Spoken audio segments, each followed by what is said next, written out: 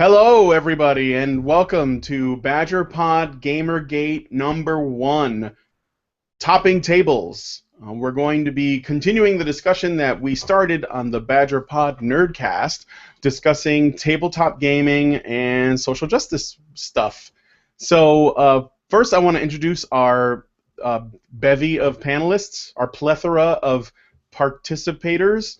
We'll start with Allison, you want to do some shilling, but you should also tell us about how awesome you are. Go ahead, Allison. Okay, well, awesome is a loaded term. I am I don't really like.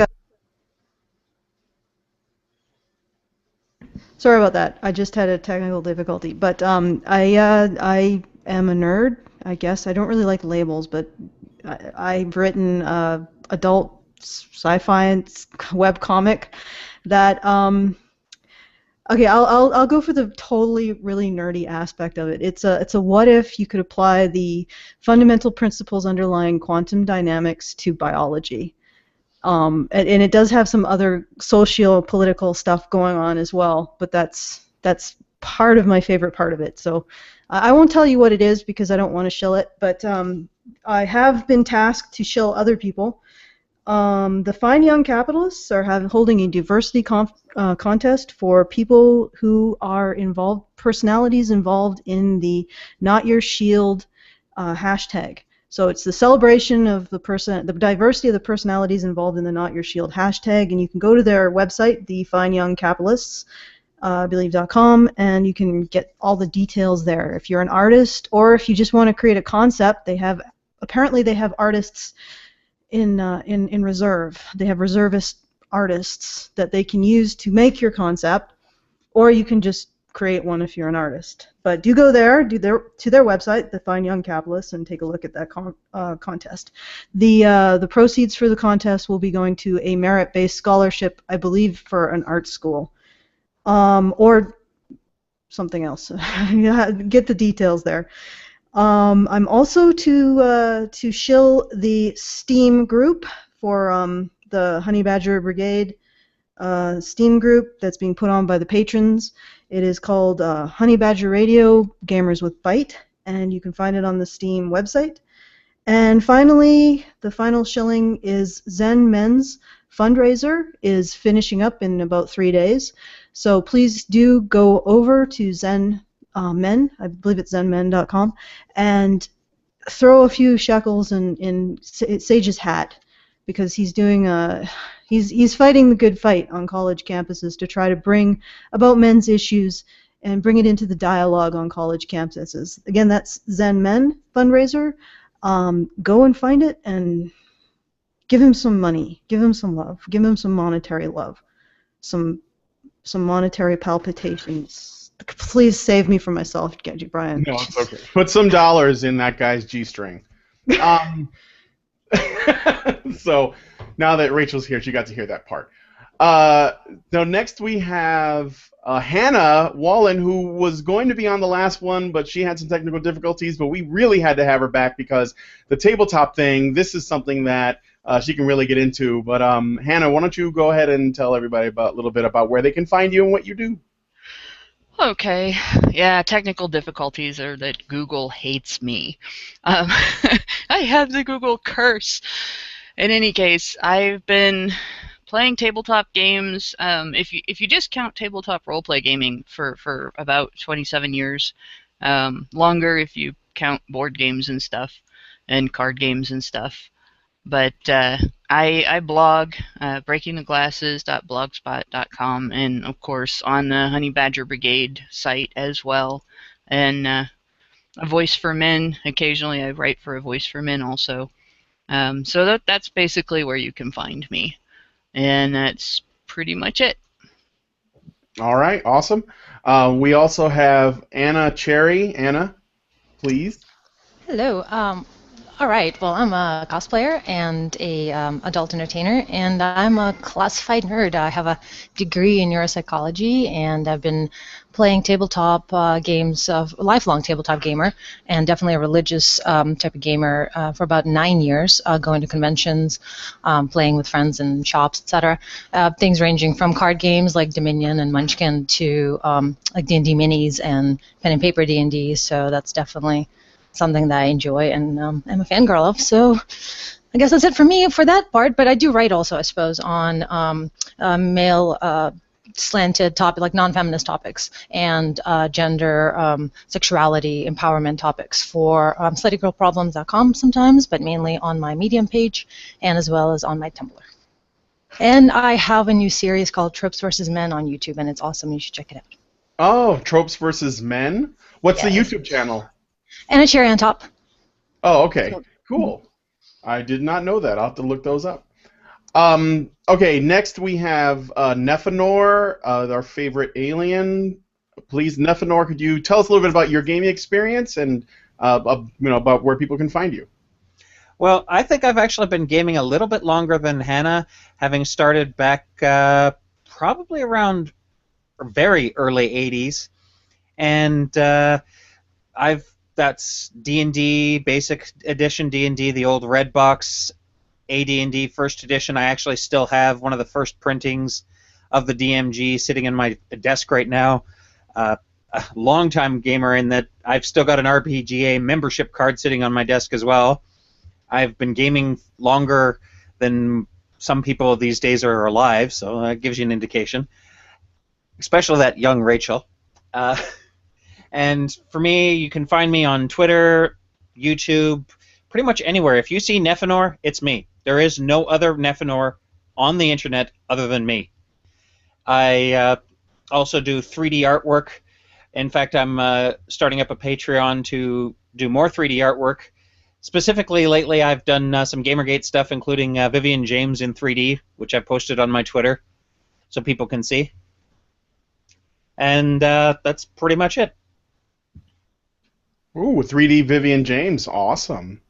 Okay, next we have Sour Grape. Sour, would you tell us a little bit about your background in gaming and whatnot, and just where people can find you? Oh, sure. I'm just an amateur inquisitor of mostly everything, and I've been playing games, board games, and tabletop RPGs since 2009. And it has been great ever since. I've actually stopped playing a lot of video games because of it.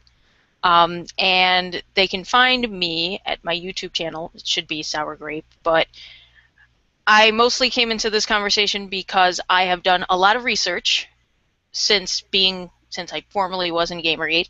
And people were asking questions involving tabletop, specifically wondering if there was an SJW slant in tabletop. And I was like, fine. I'll research it, and I did, and you won't believe what I found. So, yeah. All right, cool. Thanks, Sour. And, before I talk about myself, I'm going to do Rachel. I'm not going to do Rachel. You know what I mean. Rachel, save me from myself. Please come in and say some stuff about you, and just, please, do you do any gaming and all that? There is no Rachel, only Zool. But yeah. I'm Actually, get that reference. I've actually only I've only been doing tabletop. I only did tabletop, I think, for 1 or 2 years, but I was involved in roleplay for a good many years before that. Probably like from the time I was about 14 years old. So usually forum or chat roleplay of some kind online. And you woke me from my slumber, so I get nothing for you. So you're just gonna have to take this. That's okay. Okay. You said you did roleplay online. Now, that immediately tells me that you're a lot younger than I am, because that's something that I think was probably more common in people around your age around that time. What is that? Can you just tell me a little bit about it? What about a little bit about like forum and chat roleplay and stuff? Is that you basically start your own little campaign situation amongst yourselves and then just play it out as you go. I've done other situations where it was more one-on-one or very small group of people. But basically, you discuss what you have an idea of what you're going to be doing, and then you just kind of run with it. So it doesn't it's more social, but it's just done through like forums Yeah. and stuff like that. Yes. Okay. Yeah, that's like so I'm Freeform. yeah, that's different from my experience. My name is Brian. I've been gaming for as long as Nephenor has. I have the red box, the blue box, the purple one, the all the AD&D stuff. You know, all the way back. I played with minis. I tried every new system I could get my hands on. I've been doing it ever since I was a tween during the time that Duran Duran was popular. So I've been playing these kinds of things for a really long time. Yeah, I didn't have the green box. I didn't really get. I just had the boxes, but I only played like the red and blue. I think it was. I was like 14, like the first time that I got involved in my first role play stuff, and it was in a chat room online, and it was such an interesting situation. But I'm not going to go too far into it. But my first tabletop experience, that was a little more recent, probably within the last 8 years. Oh, and what did you do? Oh gosh, like I think there were about 2 homebrew systems, and one was, and third was I think Mage the Awakening. Oh my God. Okay, so I can go on talk about that World of Darkness stuff. I used to work in a game shop too, so I was very much involved with gaming. I went to every Gen Con every year, and I still do. We're planning out this year's Gen Con. So, but anywho, thank you, Rachel, for that introduction. And I think I've actually talked about myself already. I also have a webcomic called Good Guy that I talk about my personal life. It's like an autobiography in a way, so you can check that out at goodguycomic.com.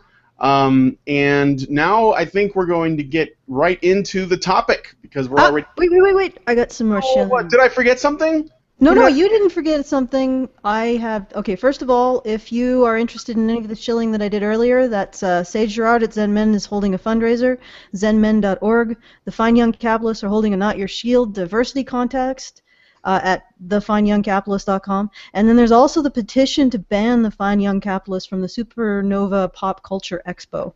And I've also got a link to that. I'm not even going to attempt to read out that link, but it's in the low bar if you're watching the YouTubes. And again, the Honey Badger patron Steam group, all in the low bar if you're watching the tubes. So there you go. Back to you, Brian, and I will depart. Bye. Oh no, don't go. Just Hang around. Okay. Like a ghost. So let's talk about this tabletop thing. I think we're gonna start with something that Neff has put together. It deals with the filthy, dirty world of chainmail bikinis. I think. So, Nephenor, why don't you give us your little reading and we'll discuss it. Hey, don't call it little. Yeah, considering how long this is, I don't think this one qualifies as little. Tabletop gaming, the realm of the outcast, the nerds, the losers. It has always been seen with disdain. From the satanic cult hysteria of the church to the suicide-inducing claims of Patricia Pulling, tabletop has been something that has never had a good reputation with the populace. Unlike video gaming, tabletop has never enjoyed mainstream popularity or the huge budgets of AAA game studios. It has been the underdog of the gaming world, and is always the one kicked and bullied by everyone. But to those of us who grew up playing it, have never lost faith. We know the truth of tabletop, the glorious nature that it is. Tabletop is one of the most social of all gaming. It allowed the introverted to get together and be part of a group. Not just distant friends talking with disembodied voices over a computer network, but face-to-face, where the tone and body language are all there. You know the people in your group, you know their attitudes, and those who don't fit in are quietly not invited back for another game. But these groups are more than just about making friends with like interests. They are about getting the creative juices flowing, the imagination fired, the thirst for knowledge brought to the surface. For me, tabletop made me some of my best friends, helped me gain an appreciation for art, and pushed me to learn programming. It allowed me to actually interact with other people, including girls. Oh yes, tabletop group in high school, 1/3 girls. They pretty much got whatever they wanted in perfect gynocentric attitude. But unlike most of the women in high school, they never abused it. They knew what it was like to be outcasts, so they weren't looking to exploit those of us who were in the same boat. What mattered was how good you were at playing, how much fun you had together, and how far from reality you could get. It wasn't about the real world, our fears, our pain, our troubles. It was about escaping them all for one glorious adventure that we could never live. If you had the skill to play and the merit of being a good player, you were welcome. And those who could never weave the tales were the most beloved, the storytellers, the orators of the grand adventure, the dungeon master, and only the most skilled at this job were allowed to do it again. We have all had bad dungeon masters, the ones who give players too much or too little, the ones whose stories are just copies of something they read in a book or on a movie, the ones who let players dominate the group's attention or gave favors to those who liked. These dungeon masters were rarely called upon to do this duty again. If they failed, the game was no fun for anyone, so no one ever wanted to do it again. It had to be a challenge, but the rewards had to be worth the challenge. And as such, good dungeon master is someone who is hard to find, and they are respected. Now feminists have come along, and seeing this haven of merit and skill, they can't abide its existence. Why should you have skill to take a leadership role? Why should someone have more respect than they can't have just by coming in? Why should one person decide the fate of others? They don't see it as it should be, but as they want it to be. Real tabletop gaming isn't about the players, it's about the dungeon master's story. And that story depends on players looking past their own world of reality, letting go of themselves. But feminists can't let go of themselves. They can't because it must be about themselves. And when the story isn't about them, it has to be changed. X cards to bring their harsh reality crashing back into the game and make it revolve around them. To make the game about them rather than about the story. The truth is, this isn't about diversity or feeling safe or even being inclusive. This is about making another area of geek culture all about the narcissists known as feminists, and to push anyone who doesn't worship at their altar out. This is about throwing down an entire pantheon of deities, both in the real-world religions and literary ones, all to replace them with the almighty idol of feminism. Look at the tabletop gamers, the men who are not following the traditional male gender role for men, and the female players are even less gender role-bound, and yet feminists attack this culture even more vehemently than the ones where gender roles are more entrenched. Why do they do this? Simple. It's not what feminists want. It's not the role they want. It must be burned to the ground, so they have tried to set tabletop on fire. They get their minions to infiltrate the online tabletop spaces, all the boardrooms of tabletop publishers, and they talk about diversity and inclusivity. They use words to placate the gentle gamers. Make them think they are going to fill their ranks with more people. And of course, for the many socially awkward male tabletop gamers, the idea of more women is something they want. But these aren't the gaming women they know. These are shrill harpies who screech until they make them beg for mercy. They are luring sirens who draw them to their demise with a sweet song. They are the hideous Medusa whose gaze upon their hobby turns it to stone. But there is hope. Tabletop gamers, the perpetual outcasts, the perpetually bullied and tormented. These are the people who feminists are attacking. They are resilient and can weather a little abuse from hateful people. They are cunning, having years of thinking up ways to outsmart orcs. They are skilled, knowing how to find others who share their beliefs and visions of gaming. And most of all, they are the ones actually buying the games. I can't help but think of the mistake of 4th edition Dungeons & Dragons. Alignment was changed from a broad spectrum to a single axis of good or evil. The richness of the system was dumbed down to make it more unskilled to play. It was turned into a shadow of its former self, all because it was trying to be something it never was. When that happened, many players stayed with 3rd edition, or moved to Pathfinder. Ah, Pathfinder. The game published building on the back of D&D's success, using pretty much all the same rules, but from a company with rather well-known feminist values. But it wasn't because of the lovely feminism that people moved to Pathfinder. It was because feminism ruined Dungeons & Dragons. It made the game less complex for those who didn't have the skill, and as such, its feminist-inspired system sold terribly. And Wizards learned their lesson. Complexity was brought back, skill was brought back, and the glory of the story was brought back. Wizards learned that catering to those who wanted a dumbed-down, cookie-cutter, may-as-well-be-playing World of Warcraft game wasn't what tabletop gamers wanted. And they brought it back. And this is the light at the end of the tunnel for tabletop gamers. Gamers have the power. They buy the books, and the publishers who want to remain in business will continue to listen to the real tabletop gamers. They just need to stand up, look at the feminists, and say, "This is a game of fantasy. Leave your subjective reality at the door. Leave your politics at the door. Leave the chip on your shoulder at the door. Or leave through that door. Oh, Discuss. okay. That was a good. Cue That was applause. a great reading. So much to comment on, but one of the things I was when you were talking about that was I couldn't figure out what the problem with fourth edition was. Now, of course, we don't want to make this all about D&D because it's not the only role-playing game, but in that context, I think that it is really interesting that they made the fourth edition with the hopes of, and probably because they were getting pressure, to make it more accessible to more people and take the complexity out of it. I don't know if any of you older school people remember, but the first edition was so overly complex. Like in the Dungeon Master's Guide, there was shit that I had to literally just ignore so that I could because it wasn't as bad as Thaco. It was like things like this kind of weapon against this kind of armor would work this effectively, and they had charts and charts and charts. And that was fine for the people who were really, really hardcore.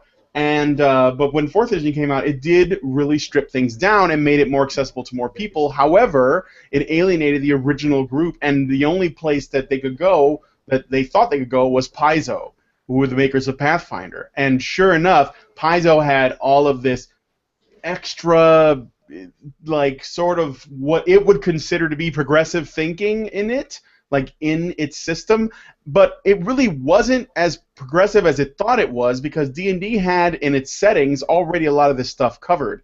Men and women could have the same kinds of statistics, at least in the later editions. There was something about how much earlier it was a little different, but more recent, in second and third, there were no issues with that. And then there was also stuff like the main setting was full of lots of small countries. The Forgotten Realms setting is specifically what I'm talking about. And there were people from, that were sort of Middle Eastern and sort of African and sort of, from all over, even had an Asian setting. So it didn't have problems with diversity, but there was an injection there was basically perceived problems from people who didn't really know the game that wanted to criticize it. And they thought Pathfinder was the light, and they basically made it to where that was the only place you can go. And now it's becoming, I don't know, Pathfinder's just, it's just so politically charged now. Even Wizards 5th edition is a response to some of that. They have artwork in it that has sort of breaking the mold type character examples. There's an African fighter, and there's I think there's a woman that's a monk or something in some of the artwork, and this is supposed to turn the tropes on its head, but it's really not that new, because this has been going on for a while already. And the fact that you're playing in a world that you can make everything up as you play or when you sit down at the table it already establishes itself as being the most potentially inclusive, the most diverse type of game that you could play, not just D&D, but any tabletop game for the most part. So I'm sorry, I was just ranting. Anna, you can go ahead and chime in now. Gee, people criticizing games that don't know anything about them? Wow, where have I heard that before? Sarkeesian. Man, something in my throat. Well, I kind of like that you pointed out that the original nerd girls or whatever were definitely the outcasts themselves, and so they had a more positive approach towards the group, even though it was a very gynocentric group and setting.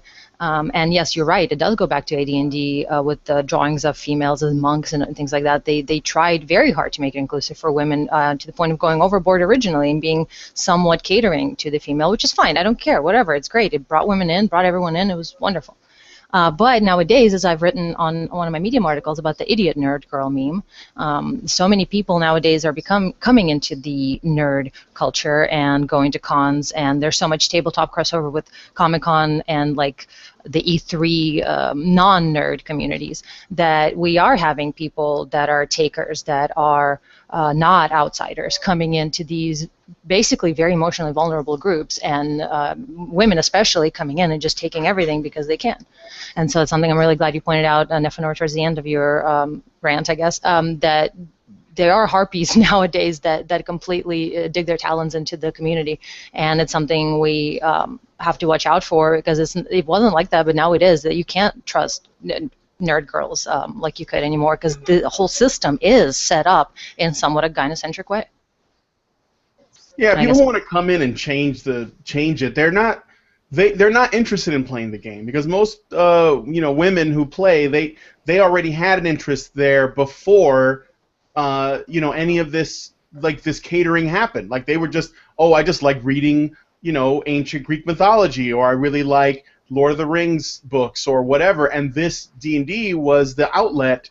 Some people, like some of the women I used to play with, they really liked the Icewind Dale trilogy, or they really liked the stuff with the Dragonlance books, and then they were like, oh, I want to get into D&D for that. Or they just like the Hobbit cartoon, whatever. Or The Last Unicorn. I mean, there's like an endless number of examples. I was one of those people. I like Clash of the Titans, that movie from the 80s. So, I'm sorry. Go ahead, Hannah, or whoever. You keep naming stuff I like, but honestly, Clash of the Titans was awesome. yes, that was one of the most fun things to watch, and the Hobbit movies, and the original anime movie, and that everybody says is not anime, but it basically is, and the books. Hang on, I'm having a problem with my mic. There we go. But yeah, and the books and everything, and that a lot of that's probably why I got into gaming when I first started. Although like I said in our little chat, I can't remember for sure whether I started with D&D or Gamma World anymore. But it's the sci-fi gaming, the fantasy gaming. It was all really just kind of a neat way to be able to sort of cut loose and enjoy storytelling and puzzle solving and problem solving and everything. And it's an area that I think mostly those of us that have got involved in it is because we liked it as a fun and interesting hobby for those reasons, and for the ability to sort of cut loose without the social pressure that we encountered in the overall social setting, where we didn't necessarily fit in with everybody else. I've never been real good with social rules. I've never been real good with understanding what those are, what everybody else is expecting of me, and following it, and not looking like an idiot when I hang out in a group. And you get into a gaming group, and you're with a group of people that have similar social awkwardness. It's kind of nice to be able to just not worry that you might feel stupid if you say something and everybody laughs, because it's the same way for everybody else in that group. This whole thing of inserting feminism into it, it really is just about control and being catered to.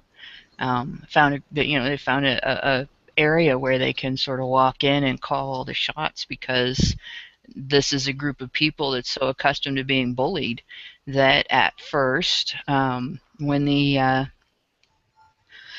defense mechanisms kick in that you use to deal with bullying in your everyday life, it sort of facilitates it, and it sort of, it's like going back into your little shell and saying okay, and the reality is they found fertile ground for that, and it's just now kicking in over the last couple of years that this is not something that can be tolerated. And the outrage really over conflict between gamers and feminists is that we're confronting their sense of entitlement to control the social landscape. And it's not so much that rejecting feminism is wrong. It's not so much that everything that they say is true and right or any of those things. It is that they are so used to being the gatekeepers of social acceptance that when a group says, you know what, enough is enough, you guys are treating us like crap, and you guys are imposing a lot of standards and rules that don't fit this group in this area. And as soon as we start doing that, they're going to be offended because we're not letting them call the shots. And it isn't about whether the shots are right or wrong. It's about whether they're getting to call them. And they don't even want to put forth the effort that it takes to be able to do that. Look at gaming as a almost a meritocracy. I guess it is kind of a meritocracy. All you have to do if you want to run a game is create what you want to create, or grab a module and adapt it to what you want it to be, and write a campaign to go with it, or run the campaign that's in a module, whatever you want to do. Invite people to your place and run it. There's not like some hierarchy where people decide who gets to be a game master, dungeon master, storyteller, depending on which type of group you're in. It's pretty much open-ended. And the only thing that stops you from doing that, or can stop you from doing that, is that if you're so toxic or so hard to deal with that people just don't show up for your game, then when you get rejected like that in a group that's accustomed to sort of banding together as the people that have been socially rejected, you're doing something wrong. So it's really not a matter of them being unable. It's a matter of them being unwilling to put forth the effort to make the connection and to be part of the group, and without having to be in control of everybody else and impose their will and their narratives on everybody else. And that is very much true. I would agree with that. They want to play with people in the sense of playing with them like dolls. They want to completely orchestrate and make up the rules, in essence, about what goes on in this setting. Because as you mentioned, it is a very creative aspect of D&D, is that you can take it and make your own group, and that all of it is very much just groups of people getting together that you know. So it's not like somewhere on Xbox Live where you have people intruding into your life that you can't stop from intruding. This is and if you want to play a feminist game, go get together and do that. But of course they don't really want to do that. They just want to exert control. And as I would like to point out a little more, yes, nerds are used to being bullied, and I don't think it's just that, though, that has allowed feminism such a big entrance into the in arriving at where we have arrived. But mainly I think it's because the D&D community is majorly comprised of very progressive individuals. It's not a very masculinist society, or hasn't been traditionally at all. It's not the people you would think of as beating their chests and playing football games, obviously. These are people who basically were the first ones to write women in masculine roles, or in you can be anyone you want to be. A woman can be a warrior, sure, why not? They were the first progressives, in essence. And so that's part of being bullied. Yes, that made very easy targets, but they also opened the doors to women saying, we love women, we're inclusive, we respect you, and that was their downfall. I think every gaming group is different, and I think the gaming community is actually pretty diverse. In fact, my very first gaming group, every guy in that group was a football player, and my second long-term gaming group had a soccer player in the group as well. Several of the guys were military or ex-military. I haven't been in a gaming group that didn't have somebody that was ex-military, although that's not entirely a fair statement because I game with my husband and he's ex-military. But there's been other guys in the group that are ex-military as well. Actually, that's how I met my husband, was gaming. But in any case, there's a lot of difference. I mean, there's yeah, but I guess as a canon from AD&D itself, like the kind of attitude it had about society and philosophy of the world was kind of a progressive, everyone's included, we respect men and women equally, a little more than other mediums, perhaps. I do agree on the inclusiveness. It's very, very inclusive, and there are a lot of people in that are not necessarily stereotypically macho or anything like that. But they're definitely not excluded or rare in the community either. Interestingly, though, I noticed a lot of my friends that are more stereotypically, I guess you could say more stereotypically masculine or more stereotypically macho, play characters like wizards and sorcerers and characters that do not have the great physical strength but have other characteristics, thieves and things like that in Dungeons and Dragons, and then some of the more slim, smaller guys that are more the stereotypical nerd will play the big fighters, the tank and stuff like that, quite more frequently. So it's kind of it goes right along with that thing of being able to live a fantasy that's completely different from your actual life. Sour? I'm gonna play devil's advocate today. Anna, when you mentioned progressive, it brought up one of the bits of research that I did. You were mentioning how while they were progressive, they had women fighting. According to a blogger, even though they allowed women to fight, they had this system in which they had strength caps and different titles for women within the game. So it wasn't necessarily as equal as people were thinking it was. But at the same time, I know it is fantasy, right? Not real. But I kind of like since we're doing this whole like reenactment of fantasy medieval times almost perhaps, I kind of do like the approach of having men and women having different abilities, but both having equal, but different abilities. That's fine. I think it would be okay if a female character, because they're on average smaller, unless it's a ogre or Oh no, half-orc, and oh no, now you're talking about unequal stuff. Nope, we're not Oh, gonna I went there.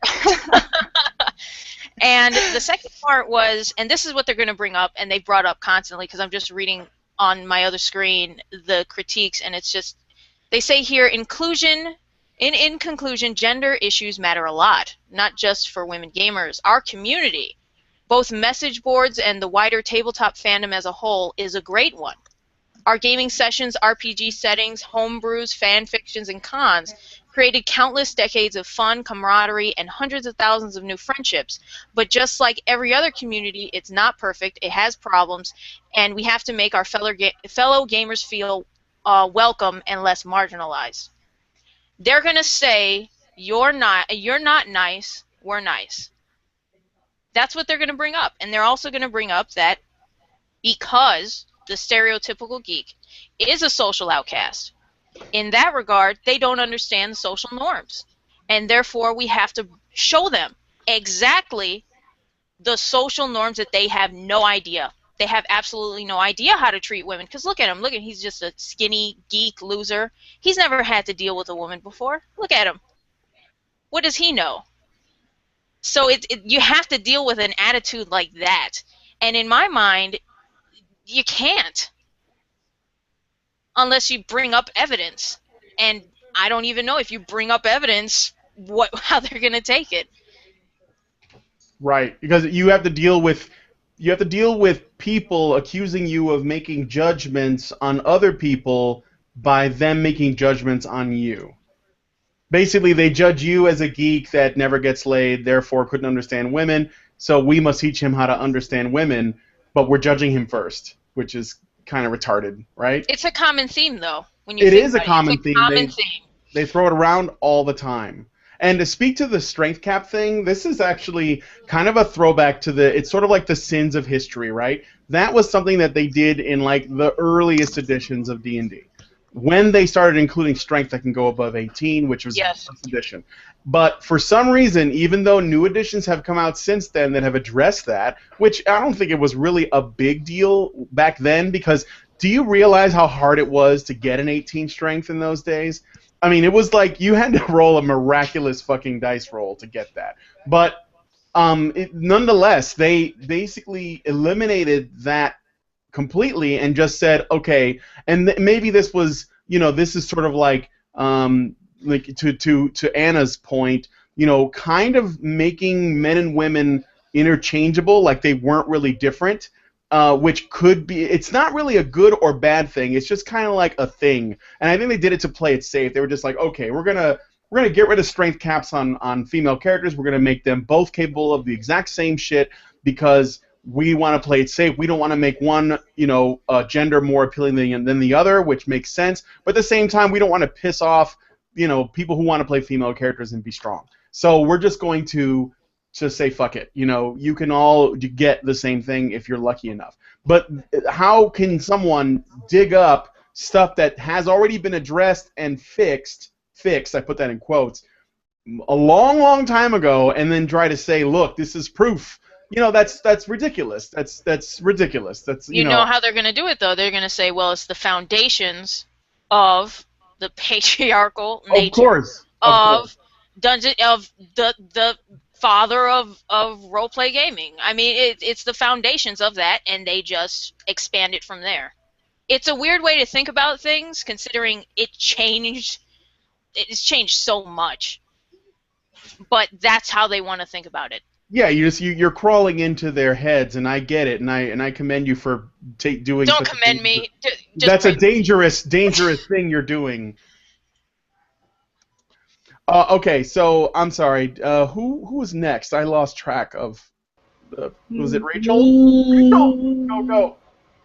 See, I don't even understand how anyone can find anything worth being fucking offended over in this stuff. I mean, maybe I'm hallucinating this. Maybe I'm still asleep, and all of this is just some wonderful nightmare.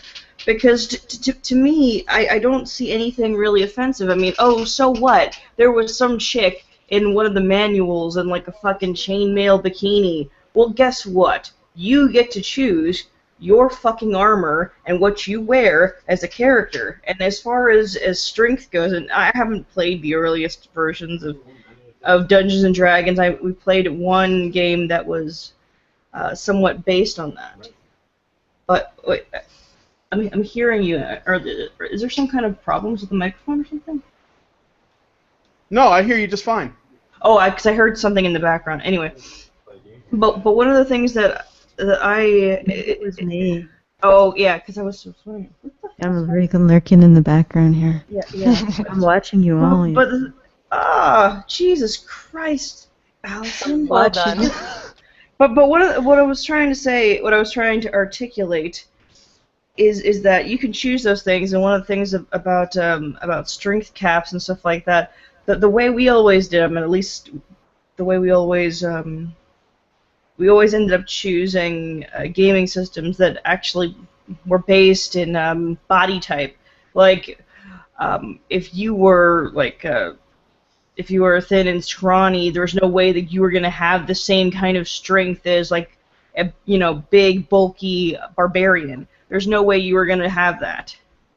It wasn't necessarily based upon gender. It was more based upon your body type. And if you're a female, there's no way that you were going to have the muscle mass of like a warrior.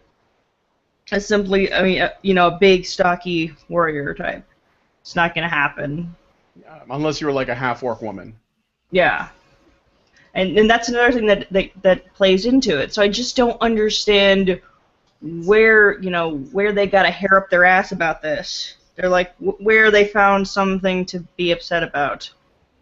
Because I've never faced any kind of version, because you go into any of these places where people will be role-playing, like if you're at your local comic book shop and they have like a room in the back where people are running a game, there's always going to be a group with women or a game that's being run by a woman. I don't understand where they managed to cry sexism. It's the dumbest thing I've ever heard. There doesn't actually have to be anything remotely resembling sexism for feminists to cry sexism. I think in the men's rights community, we've kind of learned that over the years, over and over again. But regarding... Oh, go ahead, Anna. I was going to say, regarding the strength cap thing, I got 3 real quick points. The first one is there's a basis in reality for strength capping female characters. Not that we have to do that, because obviously if we're eschewing reality, then we're eschewing reality. We're not going to necessarily have to make everything realistic. But to deny that there is a basis in reality for it, it is kind of stupid. Uh, the strongest of people are not going to be the same for both sexes, and it's just the way it is. And feminists will acknowledge that when it suits them. That's the second point. These same feminists that go off about things like strength caps will play up women's weakness whenever they're talking about areas in which they want society to white knight for women, and making claims based on which they want society to white knight for women. All of a sudden, at that point, we're weak and shrinking little princesses that can't take care of ourselves and have to have somebody step in and protect us. So I don't buy the whole, that we're completely, totally equal except for in these circumstances bullshit. And they need to get their act together. They won't, because they're not used to being questioned. But if they're going to make claims that it's sexist to say that women are not as strong as men, then they need to face being told that it's sexist for them to say the same thing in other circumstances. And of course, the third thing is, I've never been in a gaming group that did not abandon rules it didn't like, as a group. And most of the time, games are designed to be pretty much pliable. You can pick and choose some aspects of the gaming rules. That's one of them. If you ran a campaign and you didn't want to stick with a strength cap rule, you just would throw it out. Say, okay, there's no strength cap. If you ran a campaign and you didn't want to, like, I've run campaigns, or I should say played campaigns with DMs that threw out the rules on drow magic and sunlight, so that we could have drow characters in campaigns and above ground campaigns. If you can get rid of that, you can get rid of just about anything, because it's kind of integral to their makeup. So that's my point. This idea that it's this big offensive big deal, that there's a strength cap rule, is really stupid, because it has a basis in reality, and it's not necessarily a rule that has to be followed, and it contradicts other aspects of feminist ideology. Speaking of sexism, the classic example is the chainmail bikini. And, Oh, God. Yeah, here it comes. But wait for it. So recently, the creator of Oglaf has chimed in on the sexism quotient of the chainmail bikini. And so I recommend everybody go to that website right now. It's oglaf.com/newmodelarmy. And it's hilarious. I don't want to explain the joke, but it's a really good joke. And I'm gonna cede the floor to our alien overlord for a good probing on this tense, tightly wound topic. Perhaps you can probe out some secrets. Go ahead. Hey, havoc, and let's slip the alien of war. In defense of the chainmail bikini, in order to fully appreciate why this trope even exists, we first must understand where it came from. The images of artists like Boris Vallejo are the main start of it. Depicting powerful female warrior figures in classic pinup poses would seem, to put it bluntly, silly with a full suit of armor. Not only is that prude, it is completely contrary to the entire concept of the art, powerful women in touch with their sexuality. Thus, the chainmail bikini is born. But it's more than just artistic expression. It shows us something deeper in our psyche as humans. Any man who would dare attack a woman in a chainmail bikini had best not slash in the areas not covered by it. To do so is to invite scorn. After all, he is being weak for not engaging her where her defenses actually are. Thus, the man has to adapt combat to avoid the vital organs, the areas which are generally the ones you aim for in combat to defeat an opponent, and actually attack her sexual areas. at which point he is mocked for attacking a woman's sexuality, so he's damned either way. The chainmail bikini is, in fact, the perfect suit of armor against chivalric men, as they cannot attack it. And those who do attack, well, we know they have no morals and are evil people. Those ones are quickly attacked by the local knights in shining armor. Of course, we're forgetting that this is a fantasy setting, and in most fantasy settings, magic is a factor. So an unscrupulous female can get a chainmail suit, a full chainmail suit, and enchant enough of the links to be invisible as to turn it into a chainmail bikini and have the perfect suit of armor. Protection against chivalry and protection against those who see past her deception. But that's assuming they didn't even use magic to make it an actual chainmail bikini, protect the areas it doesn't cover as well as the ones it does.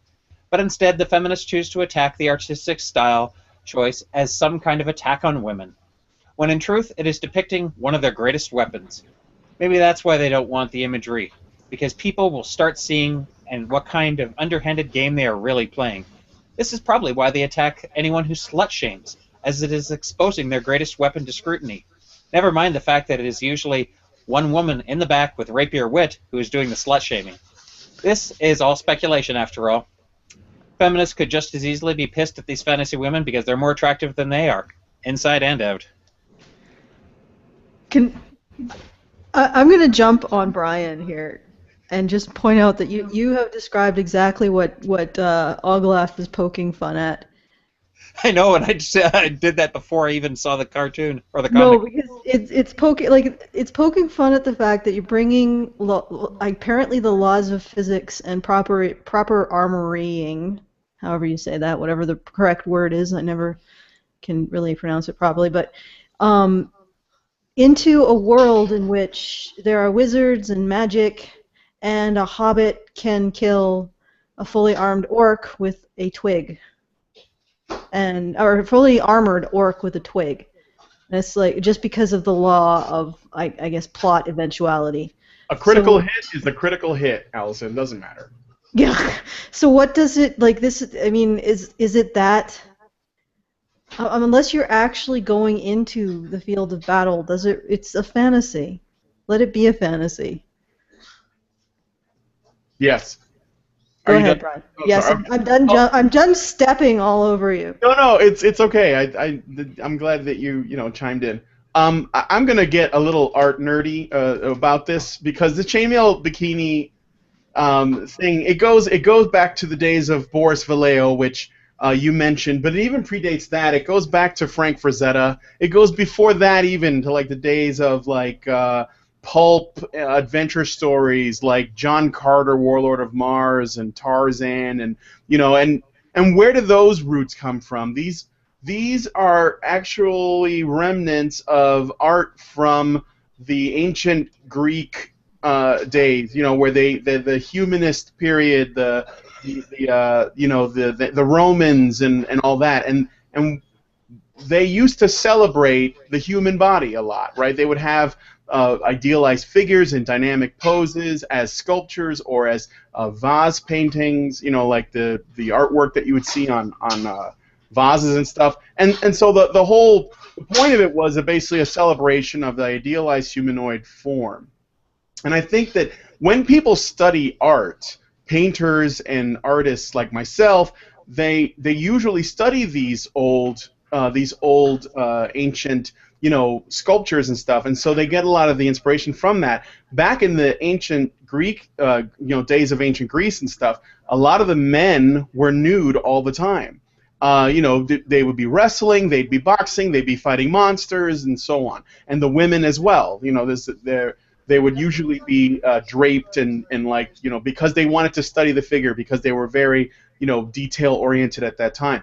So fast forward to now, and you think about like these fantasy artists that were taking inspiration from guys like Frazetta and Vallejo and many others, of that time. Even comic book artists get their inspiration from that, like Neil Adams and Arthur Adams, one of my favorites.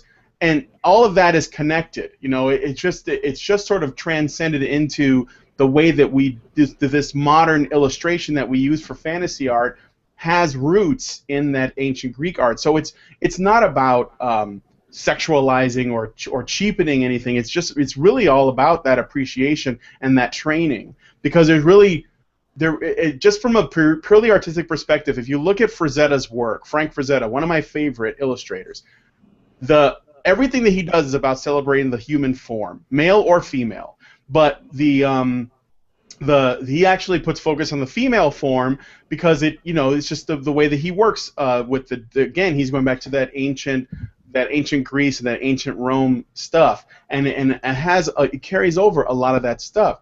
And there are, in my opinion, a lot of women that I know that I've played games with that really like that. They like that aesthetic. That Red Sonja she is basically the original chainmail bikini wearing character from what I remember, and that she is sort of like the archetypal female warrior, and she's completely badass. And I've seen a lot of people cosplay as her, and they do artwork of her, and people have adapted her in their own ways.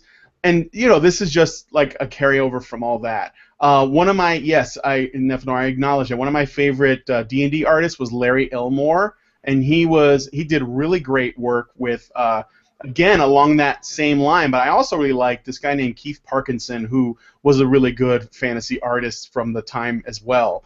These guys that this is what they do, and I think that what I find really unfortunate is these people who come into these spaces, they see it and they say, oh, the chainmail bikini is unfeasible, it doesn't make sense, and that's sort of like their reasoning behind it, and they're forgetting that that would be like going up to the ancient Greek sculptures of like great battles where the guys were basically with their balls out and saying that doesn't make sense. Or if they looked at some Baroque paintings of like a scene where everyone's just wearing like tabards and like cloth, and they're not wearing much in the way of clothes, and people are getting trampled by horses, and saying that doesn't make sense. It's not supposed to. It's dramatic. It's supposed to be fun. It's fantasy. It's escapism. And what this is basically just another way of shaming people who want to create beautiful work in terms of the art. And also it kind of shames women that might want that, like they might be attracted, they might find that empowering. It goes back to Rachel said that, and I think Hannah said this too, that sometimes people play characters that are nothing like themselves because they want to be able to put themselves in the shoes of something completely different. So if a guy like me, I always try something new when I get a chance to play, because I usually game master stuff. So I want to be a girl this time, or I want to be something that's not even human. And but the problem is that with these people that come into these spaces, they're not interested in what makes sense in the context of being a person who likes fantasy. They're interested in they see the artwork as something that exists for male pleasure. And if it exists for male pleasure, then it is inherently anti-female just because it exists that way. And that is something that they rail against. Because us guys, we're not allowed to have sexual preferences. We're not allowed to enjoy that. And it also completely ignores the fact that homosexual men play, and they might have, they don't really care about how the female body appears to them, or they might appreciate it just for a purely aesthetic, perspective. And the fact that lesbians might play, and they might like that too, or they might not. I mean, everyone is different, but they don't. It's not that sort of stuff is not important to them. It's all about, it's the male gaze, and this is what happens when you allow the male gaze. So I've just been like talking, and I'm going into Squidland now. Oh, who was Allison? Who's next? I don't know. I have both my way up there, but I think I was next. Okay, yeah. Go ahead. Well, to sort of take off on the objection to the cheesecake and the objection to the bikini, I think that goes right back to the control factor. In this case, it's controlling access and how much a woman thinks she has to work in order to exploit the effect her gender and her appearance has on men. If men have access to visual stimulation that women don't have control over, it means women who want to rely on that ability have to work harder. And I think that's really the bottom line for women objecting to anything like that, whether it's sci-fi cheesecake, whether it's porn, whether it's any kind of visual stimulation. It's the reason women slut shame each other over the way they dress and everything.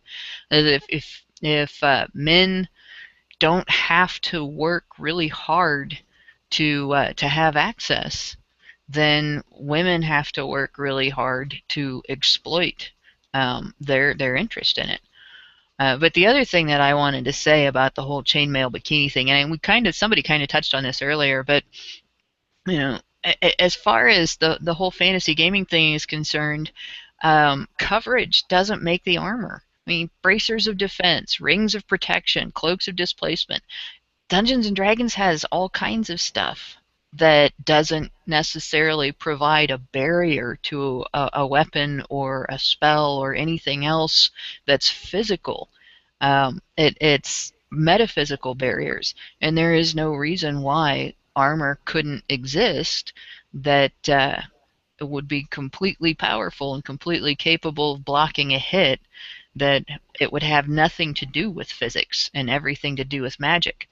So for feminists to come in and claim that this bikini armor is unfeasible, either they lack imagination or they lack an understanding of the mechanics of fantasy worlds. And it's particular gaming. I'm sorry, it's an abstraction too. Like in the film The Lord of the Rings, The Fellowship, the first one, is it Frodo? Frodo gets stabbed in the chest by an ogre or troll with a giant spear, and all he had on is a mithril shirt. Yeah, mithril shirt. And it just so happened to be where he hit him, and it looked like it skewered him whole. But it was meant to be an abstraction to like make us go, oh my God, is he okay? Oh yeah, he's wearing a magical shirt. And so all is forgiven. But he could have stabbed him in the throat, in the head, in the leg. Correction. Actually, it was a full body suit of mithril armor, okay? Of mithril chainmail, okay? Get right. Yeah, in the book, it's a mithril shirt. Oh. In the book. Yeah. Okay, can I go now? Yeah. All right, good. So I was reading this article, and it relates to the chainmail bikini thing. It's called Gamergate and Toxic Masculinity, Why Video Games Face Impending Disaster. And what I gleaned from this article is the fact that that AAA game companies present an idealized version of their consumer, or their main consumer, to their consumer is sexist, cis, or transphobic, homophobic, and racist. Just the fact that alone is making these AAA gamers or game companies bigoted. Just the fact that they present an idealized version of their audience to their audience in the form of the game protagonist. That's what makes them. It's just excluding those other categories makes them that way. Just a quick question. What the hell do they think people play the games for? Well, obviously, what really gets me is they reduce everyone down in those other categories to a victim, and then they go, well, why are these game companies, why do they use this icon of the white, grizzled, infallible, stoic, single-minded male brunette badass? Why do they use this guy to represent action taking? Well, maybe because all of these other people are reduced down to being acted upon. Like it even in your mythology of society, the men are the natural action takers who act upon the women. Why even you believe that? Why are you turning around and blaming game makers for just buying into that stereotype? Because when you believe it too. Well, that was going to be my point about the chainmail bikinis, going back to what Hannah was saying, where what happens to the women who want to be wearing the chainmail bikinis? What happened, once again, slut-shaming issue is like, okay, sure, it's for the male. Oh, fuck you. No, I want to look at it too. I'm a bisexual woman. I like looking at it. And more important than that, I kind of want to be dressed like that and have people look at me. And that's what they have a problem with. When I went to Gen Con, there used to be there are lots of girls. There's always at least one or two that wear a chainmail bikini. Anna, weren't you talking about how in your little cosplay group, the Cosplay Deviants, there was something about that too? I mean, I understand why, because they toe a very fine line of presenting sexuality with cosplay, and they receive a tremendous amount of backlash of having erotic cosplay. It is something they have to battle with constantly. So I understand why they will once in a while put up on Facebook or whatever a photo that points out that, look, female, if men were dressed like female superheroes, they'd have their cock hanging out and all that dumb stuff. And it's like, okay, I understand. They kind of have to point out to the general public that they're not bigoted against women, that they don't, that whole feminist, they have to placate the feminists, because otherwise they'll have even more a backlash for something completely innocuous and something that women, us, are choosing to do, men and women. Yeah, we have men on there, but it's what us girls are wanting to do. We're wanting to be naked in our cosplay, something we choose to do, but because there's such a huge rhetoric about females being dressed scantily in cosplay and anime and all these things, and how it's a problem, they Cosplay Deviants has to kind of point out that no, they're not, racist or sexist or whatever. They're trying to be nice, and so that's kind of why it comes up. So I can't blame them 100% for it, but it is somewhat frustrating to see, because it kind of supports the bigger lie of patriarchy and male gaze and all of that. Rachel? Oh, jeez. I'm still trying to wrap my mind around how they can manage to find any of this crap. I mean, I've seen nothing but diversity among these people in the past. I mean, the group that I was a part of, we had a guy who was, I think he was like something from like El Salvador or something. He was definitely of Latin descent. I'm half Puerto Rican. We had a guy who was gay, but we never really thought of him as gay. We just sort of like thought of him as like, we like you, you're a friend. We don't really care what you do on your own time. but it's just I don't get it. I don't get where they have issues with some people wanting to play sexy characters. I don't understand any of that, and there are certain aspects that can be beneficial to playing a sexy character, especially if you're trying to persuade certain individuals in a campaign. If you have to persuade Seduction somebody roll. of the if you have to persuade somebody of the opposite sex, and you use your sex appeal, and you put your points into seduction, the ability to seduce somebody, that's it's going to be quite helpful. That would be bluff and I don't know, intimidate maybe? I don't know. It depends. I have the book of erotic fantasy on my shelf here, so... Is that a D20 thing that you can like add Yes, on? it is. It is Yes, 3rd edition D20. Oh. There's quite a bit of interesting stuff in there. Yeah, you can put a lot of you can put points into certain things, and it helps aid in persuasion. Well, that book has prestige classes. It's got spells. It's got all kinds of stuff. But does it have a chainmail bikini that gives a bonus? I don't know about that, but I mean, There's one on Munchkin. Munchkin has Munchkin Superheroes in particular has like Boobarella and things like that in it. I've seen stats for one, but I don't know if it was actually a distraction, I would imagine. Okay, guys. created on their own. Guys. Okay. Got it. We're getting a little... Get a Would aid little... in distraction, basically. Yeah. The distraction spell worked. But bikinis! Yes, but now there's ink everywhere there. It also doesn't hurt if you're a sorceress or something, because then you don't actually have to be doing a lot of close quarter combat. Then you can just attack from a distance, and it doesn't matter. It doesn't matter if you're whether or not it's going to work, because you're squishy anyway. You just get to the back of the party and cast healing spells. Unless you're the sorceress from the Gamers movie. Oh. I don't know if anybody else has seen those.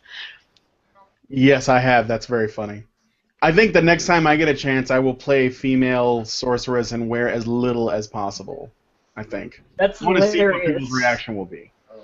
I'm ready. And compensate with magic. There you go. Anyway, Always ready. Well, that's quite the image. But before we move on, can I say one thing? Yeah, go ahead. No, Itsy bitsy never. teeny weeny Quiet. No. magic. wait. Enchanted chainmail bikini that she wore for the first time today. Well, if you're gonna do it, then do it, woman. Like you're just like I'm gonna just creep along. Just do it. Sing it. She wore an itsy bitsy teeny weeny enchanted chainmail bikini that she wore for the first time today. Everybody. Oh. Oh no. I am not singing in public. No. I will troll other people. But Maybe after 2 beers, like I'll sing in public. Not that badly. No, as I need to 2 shots subject of them to my whiskey voice. for Okay, so we are One gonna. thing is clear: alcohol has to be involved. Yes. All right. Okay. I'm gonna move on And to snack food. the last topic. It's kind of like it's not there isn't a reading for this, but I do want to take advantage of all of the different research that Sour has done for us. And then maybe we can find something in there that's worth talking about. But I think that let's start with like Sour. What do you got? And based on what like how you came across your research, or what what made you get involved with it, and then what kind of things you found. Maybe we can pluck something out of there that we can all like talk about. Well, I mean, some of the research that I found, it was based upon this person in the forums, many forums, Libertad. And Libertad mentioned that he wanted to do research specifically on women gaming, or those in the minority that are gaming, and he wanted to know about their experiences. Now, you go through that, you find out he has links to Paizo. You go even deeper, and I found out that there is a forum space about an RPG called Eclipse Phase. Now, somebody tried to bring this up, I think, in the chat last show. And Eclipse Phase is a space-themed RPG that is not really that popular, but they did mention in the forums that they don't take very kindly to MRA talk. With that, I have all the links here. They said here there have been some heated discussions on our forums over the past few months involving several self-defined men's rights activists, MRAs. We here at Posthuman have steered toward a low-key moderation policy in the past, but these discussions, among others, have prompted us to take a more direct role. What does that mean? Well, they're going to ban anyone who basically spouts MRA talk. And it gets a little worse, because people who are even asking questions about, well, why would you do this? Why would you guys even come up with something like this? Guess what you do? You get banned. Because that's MRA talk. That's because that's MRA talk. I mean, Yeah. even those who are saying, well, I'm not MRA, I'm just new to this, I think this is a bit unfair. You get banned, because that's how it works. And that's a theme. Like, we've seen it with RPG.net. You talk about Gamergate, you get banned. They can talk about Gamergate, nothing. And guess who talked about Gamergate on RPG.net and nothing happened to him? Libertad. So, I mean, it's a bit of a double standard, and that's where I came from when I was in Gamergate, and someone out of the blue went, well, Tabletop has had some issues, and I was like, oh, tell me more. And I researched most of this. It goes on from Paizo having an LGBT agenda. They blatantly say it. You can go to any YouTube panel discussion, they'll talk about it. They're very open about what they do. People had problems with different RPGs. Cthulhu Tech, which is known for rape and using rape within the game in its narrative. So, I mean, people have a problem with that. People have a problem if you're in defense of rape, which I know, tell me if I'm wrong, Brian, we talked with Grimanchu, who is James Desborough, the edgy gamer. He wrote an article. It was pretty well done. It was in defense of rape. He gets put on blast because of it, and people are saying, well, we're just going to boycott his work. Yeah. It's as simple as that. Like, this happens a lot. Someone mentioned in the chat recently, Numenera. Just to clarify, before you continue, just to clarify, this is in defense of rape as explored in fiction. As a narrative explored in fiction, yes. Yeah. In the I can context of that, if it can be used within a narrative, people found it offensive that he would even write anything like that. Why would they find it offensive that he would? I guess the assumption is that a man can't be raped. Wow, how much bigotry Well, no, does it take? that you cannot have that those kinds of situations taking place in a fantasy world can be used to the extreme.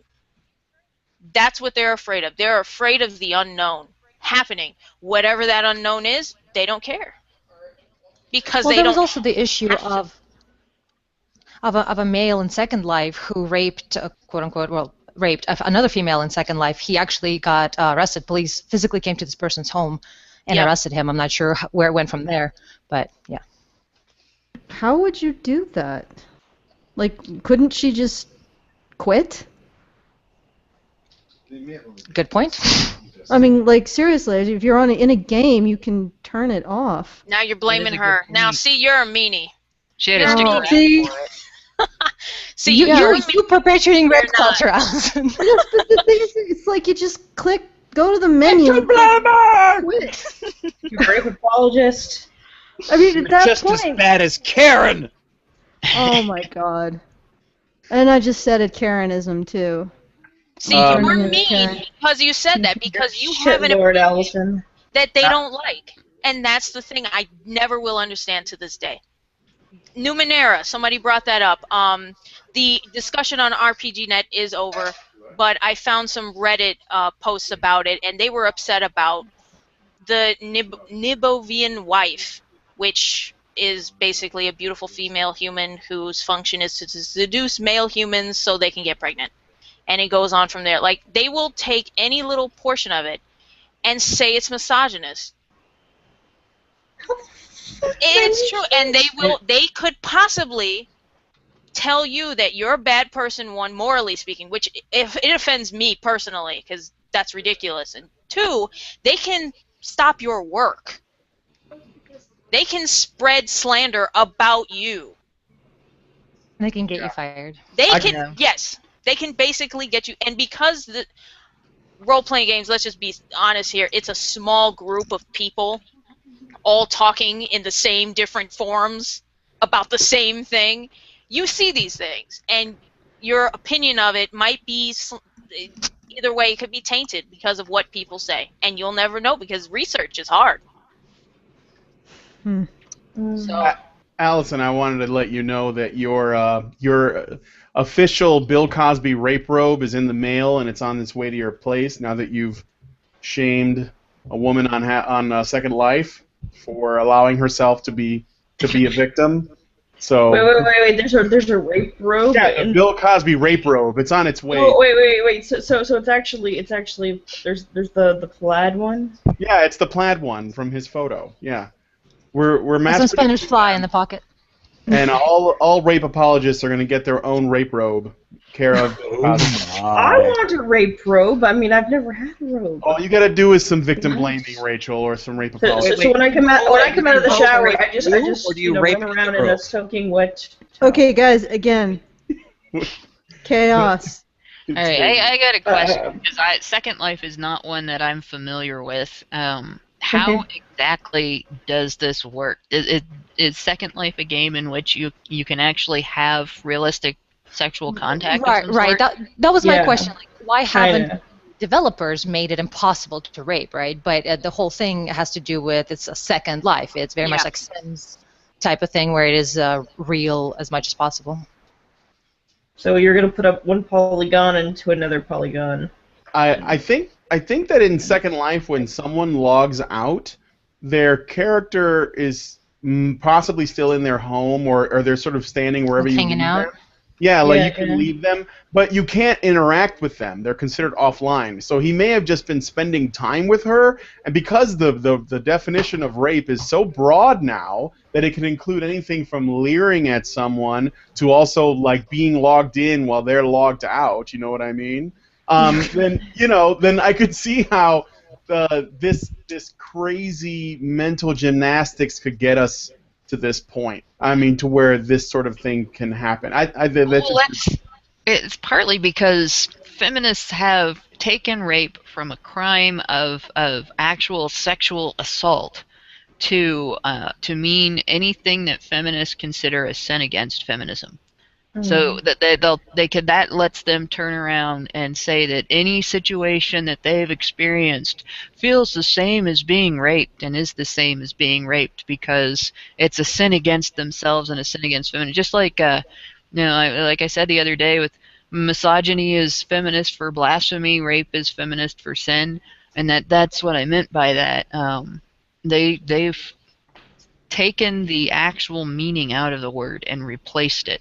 And if you think of feminism as a religion, you can pretty much apply various aspects of religion to every single term or buzzword that they use. But I was curious about that, the mechanics of Second Life, simply because I'm trying to wrap my head around not the person who thought that they'd been raped, not their point of view, but the point of view of anyone who would actually act on that claim. That what could the individual arrested have possibly, what course of action could they have taken that could reasonably be considered to resemble rape? And all I could think of is if the characters could have realistic sex in the story, and that character did, that might translate to people who do not understand games and gaming as an attack. But again, can't you block people in that game and Yes, I would imagine so. keep them from interacting with your character and stuff? I haven't played very many online I've never played this, but I multi-user would imagine games, but so. every one of them I've played, you can block people and you don't see them anymore. And you don't have to experience interaction with that person if you block them. But yeah, I would imagine so. Go on. Maybe they were together, like they were together in the game, but she just wasn't online at the time, or he talked her into it, because you can coerce, and she felt raped the morning after. Yeah. Her polygon felt bad after he put his polygon in her polygon. Yeah, it could have been something as simple as she was like just standing there, like she's like AFK, and he went and stood behind her and used the dance emote to make it look like he was humping her. I mean, who knows? So it's like stereotypical married sex. Oh. Was he wearing a traffic cone on his head? It was in Belgium, and the police are investigating it and all that right now. Oh, God. That's crazy. That's just crazy. That is the most and ridiculous sad. thing. Oh, God. Okay. Actually, I met somebody from Belgium the first time I played got a little bit of information about this. Game.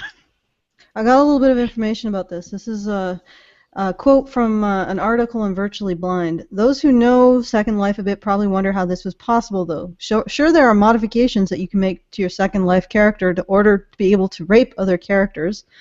These modifications can actually be purchased in-game from other players who develop them, but normally such modifications require consent from the other player. In other words, you can only get raped if you want to. Okay, well then that's not rape, is it? No. So why would you use the word? That's just, I don't know. That makes no sense whatsoever.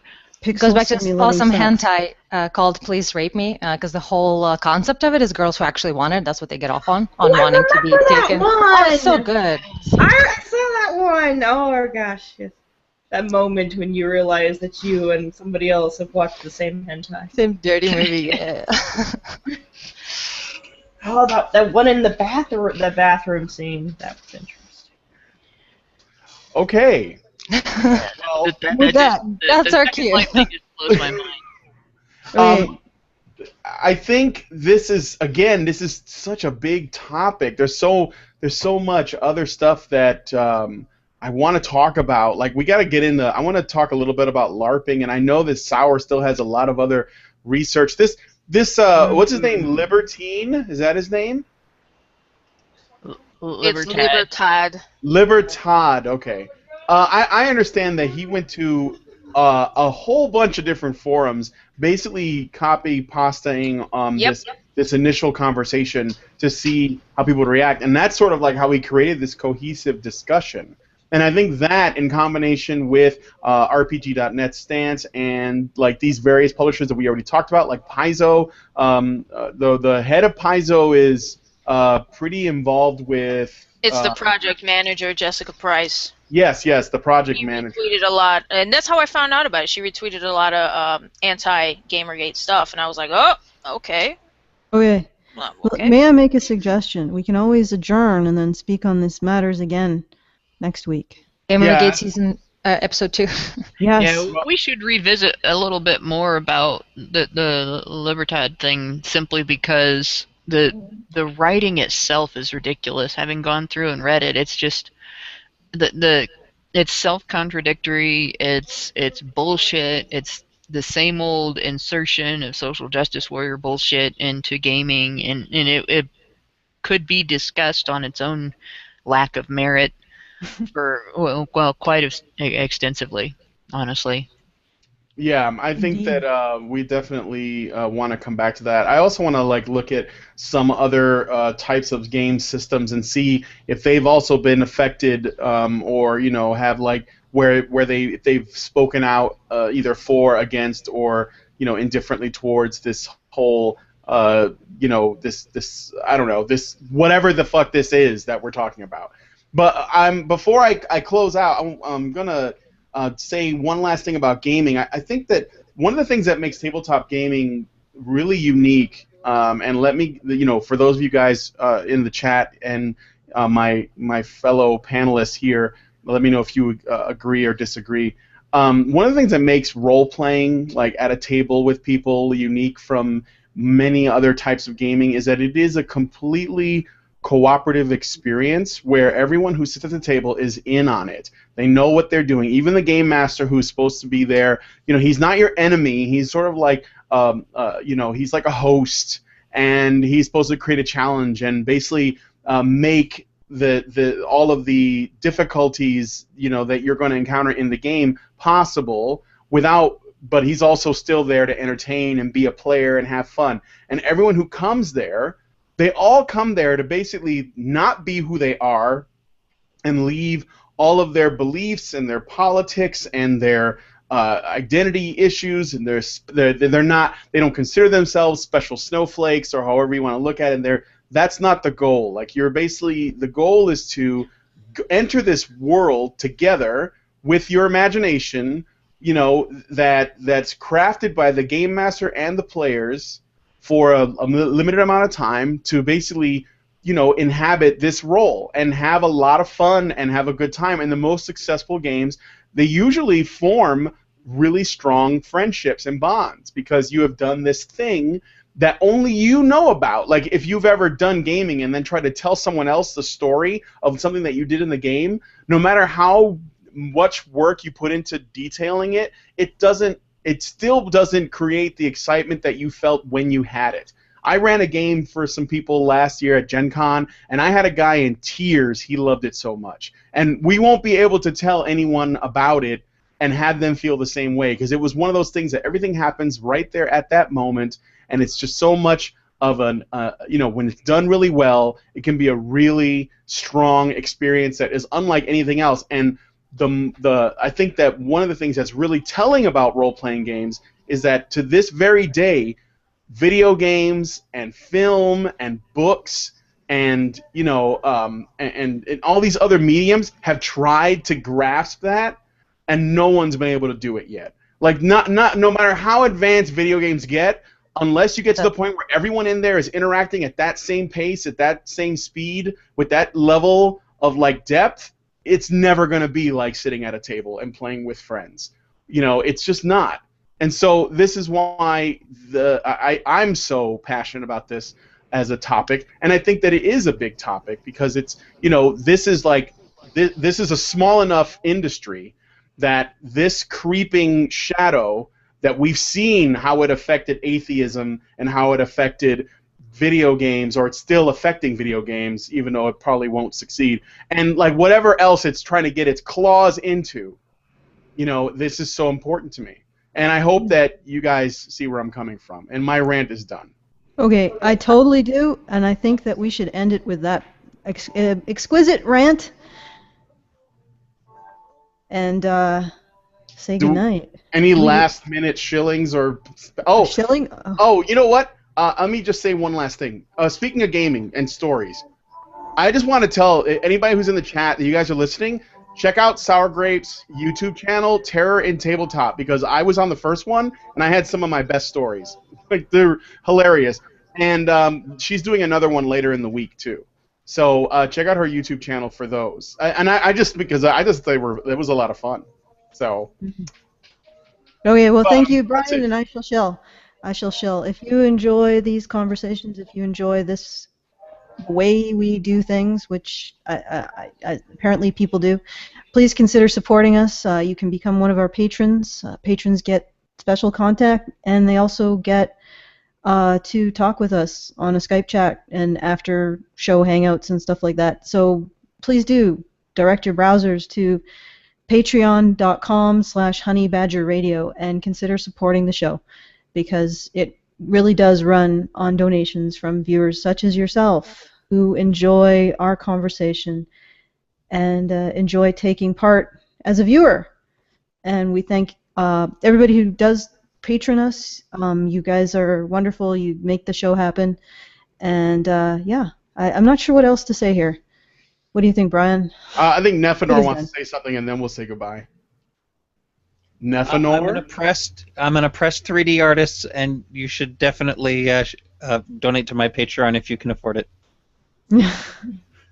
Okay, well, thank you, Nevanor, for that shilling. I guess that's not really a thank you situation, but you know what? I'm just wittering now, so He I was shamelessly thinking. showed us his upper thigh, and that's okay. Yes, yeah, okay.